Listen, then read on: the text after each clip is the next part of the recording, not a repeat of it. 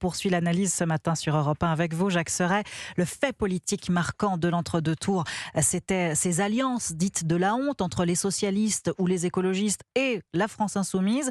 Leur ambition, c'était que l'union fasse la force, mais LFI a plutôt été un repoussoir pour de nombreux électeurs. La tambouille ne fonctionne pas, dit ce matin Raphaël Glucksmann. Oui, presque partout, les alliances avec la France insoumise ont été sanctionnées. À Clermont-Ferrand, bastion socialiste depuis des décennies, le maire sortant s'allie avec LFI.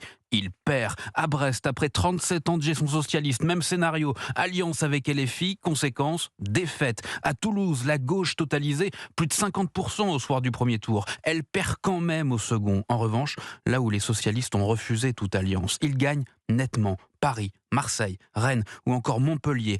En fait, l'étiquette LFI a agi comme un repoussoir, a fait fuir une partie de l'électorat et surtout a déclenché un vote de barrage. Seule exception, Nantes, où Johanna Rolland gagne avec LFI, et Lyon, où Grégory Doucet est réélu de justesse. Alors Jacques, les municipales sont derrière nous. Cap sur la présidentielle maintenant. Oui, ces municipales, c'était une répétition générale. Désormais, tout s'accélère. À gauche, la fracture est désormais ouverte entre ceux qui veulent continuer avec Jean-Luc Mélenchon et ceux qui, comme François Hollande ou Raphaël Glucksmann, veulent désormais tourner la page. Le Parti socialiste va devoir trancher.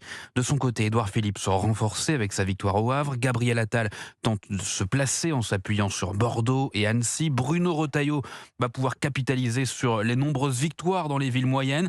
Et puis le RN progresse très clairement. Mais Jordan Bardella et Marine Le Pen peuvent s'inquiéter du plafond de verre dans les grandes villes.